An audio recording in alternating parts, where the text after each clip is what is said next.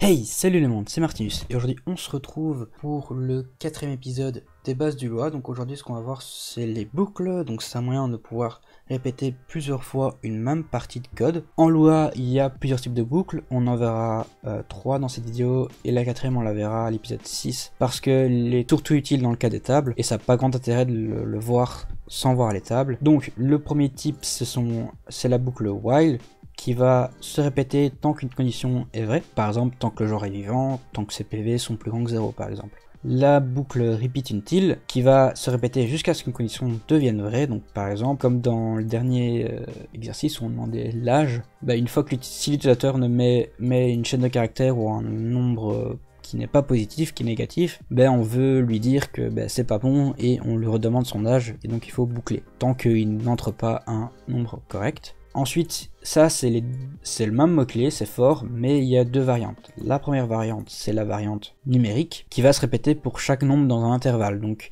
par exemple, pour répéter tous les nombres de 1 à 10, on aura une variable, souvent qui est appelée i, qui va prendre à chaque tour de boucle, par exemple, la valeur 1, ensuite au deuxième tour, elle vaudra la valeur 2, 3, 4, 5, 6, 7, 8, 9, 10.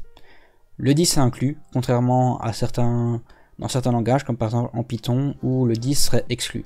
Et il y a le for générique qui lui va répéter pour chaque valeur d'un itérateur. Un itérateur, simplement une fonction qui va parcourir une table, mais ça je vais pas venir tout de suite parce que c'est pour la prochaine fois, dans 2 semaines.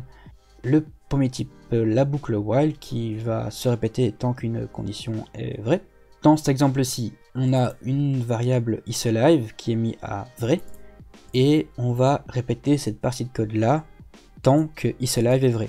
Ça tombe bien, elle est mise à vrai de base, mais si elle serait mise à faux, la condition ne serait pas vraie, et du coup, il n'exécuterait même pas cette partie de code là parce que la condition est fausse. Mais là, elle est vraie, donc du coup, il va rentrer dans la boucle, il va afficher un message. Donc là, c'est pour lui dire soit de mettre Y majuscule ou N majuscule. Le N majuscule, on s'en fout, qu'on mette n'importe quoi, ça ne fera rien, il y a juste le Y majuscule qui fait quelque chose. Et donc du coup, on demande avec io.read un input. Et donc si on entre Y majuscule, on met isalive à faux. Et donc du coup, isalive devient faux, la condition est fausse, du coup, on ne rentre pas de nouveau dans la boucle s'arrête, et le programme s'arrête parce qu'il n'y a rien après. Donc là, je vais tester. Si je mets n'importe quoi, ça ne fait rien. Si je mets une majuscule, ça ne fait rien. Et si je mets Y majuscule, ça s'arrête. Le deuxième type de boucle qui est repeat, qui va se répéter jusqu'à ce qu'une condition devienne vraie. Donc là, la différence avec le while, c'est que la condition se fait vérifier à la fin de la boucle et non pas au début de la boucle. Et la condition doit être fausse pour continuer. Si elle est vraie, on s'arrête. Donc là, dans ce cas-là, c'est à peu près comme dans le dernier épisode, l'exercice de fin où on demandait l'âge. Là, du coup, si l'âge n'est pas un nombre positif, donc s'il est un nombre négatif ou qu'il est une chaîne de caractères, ça n'aurait pas trop de sens et du coup, on dit à l'utilisateur qu'il a fait une erreur et on veut lui redemander son âge. Donc là, ce qui se passe, c'est si je lui donne une chaîne de caractères, donc si je lui mets n'importe quoi comme chaîne de caractères, il va recommencer. Pourquoi? Parce que la chaîne de caractères dans toNumber, je rappelle que ça va donner un nil, donc toNumber convertit une chaîne de caractères en un nombre, et s'il a quelque chose qui n'est pas un nombre, il a des lettres, il sait pas ce que c'est, et du coup il met la valeur nil. Et donc deuxième rappel, la valeur nil en Lua c'est considéré comme faux. Du coup là, il va avoir faux et quelque chose, il y en a au moins des deux qui est faux, donc d'office un et est faux, et le tout est faux, du coup il va se répéter. C'est ce qu'il a fait là, il va redemander l'âge. Si je lui mets un nombre négatif, qu'est-ce qui se passe? Là c'est bien un nombre, donc âge vaudra -1. -1 c'est autre chose que nil ou false, du coup pour lui il considère ça comme true, donc il va voir donc du coup ce qui se passe après le et. Et là il voit que -1 est pas plus grand que 0, du coup pour lui c'est faux, il recommence, il redemande l'âge.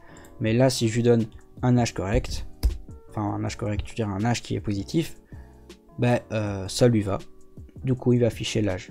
Ensuite, le troisième type de boucle, c'est les boucles for, qui s'écrit comme ceci. Donc on a le mot-clé for, ensuite on a le nom d'une variable, donc souvent on l'appelle i, on a le début, donc le premier chiffre, et ensuite le dernier chiffre qui est inclus, et le pas optionnel, s'il n'y a rien ici, c'est un pas de 1. Un pas de 1 c'est quoi? Ça va être de combien à chaque fois le chiffre va augmenter, donc là i vaudra 1, puis i vaut 2, pour un pas de 1 je veux dire, puis i vaut 3, si le pas vaut 2, bah, on ira de 1 à 3, il augmente de 2 à chaque fois. Le pas peut être négatif, on le verra ici.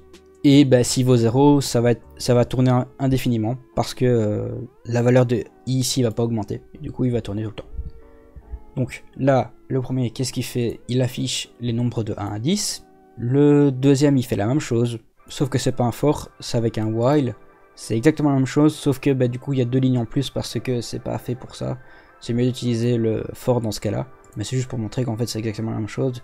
Et le troisième affiche tous les nombres pairs de 2 à 10 parce qu'il commence à 2, puis il augmente de 2 à chaque fois, donc 2, 4, 6, 8. Donc on voit bien que ça fait ça correctement, de 1 à 10 et de 2 à 10. On peut aussi imbriquer des boucles entre elles, donc c'est-à-dire mettre une boucle dans une boucle.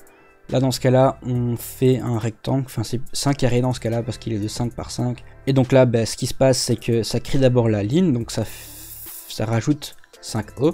Et ensuite ça met un saut à la ligne et ainsi de suite. Pour la cinquième partie, donc comme j'ai dit on peut partir en reculons. Donc on peut commencer à 10 et aller à 1 avec un pas qui est négatif. Donc il va se décrémenter. C'est-à-dire que la valeur va à chaque fois diminuer de 1, donc 19, 8, 7, 6, 5, 4, 3, 2, 1. Attention que si j'inverse ici de 1 à 10, on va commencer i avec 1. Ensuite, au prochain tour, il vaudra 0, moins 1, moins 2, moins 3.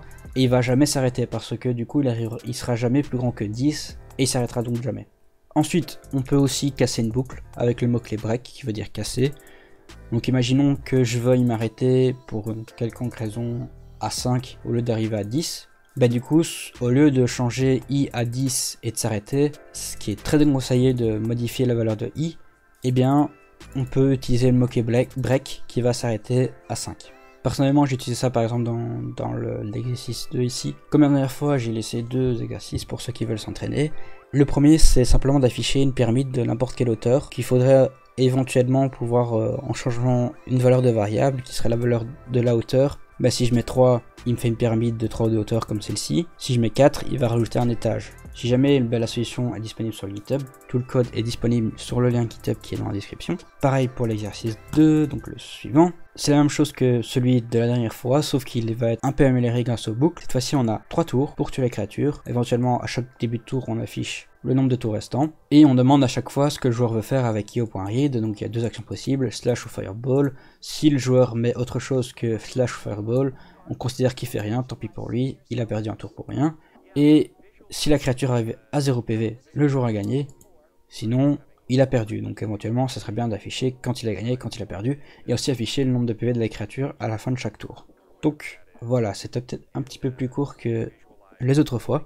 Donc du coup, moi je te dis à la semaine prochaine pour voir les fonctions. La vidéo devrait sortir comme d'habitude avant le mercredi 18h. Donc sur ce, moi je te dis à la prochaine. Salut. Rendered, and I gave myself 5 years, or 3 years maybe, and I dated it Thanksgiving 1995. Just before Thanksgiving 1995, I found out that I was going to make $10 million in dollars.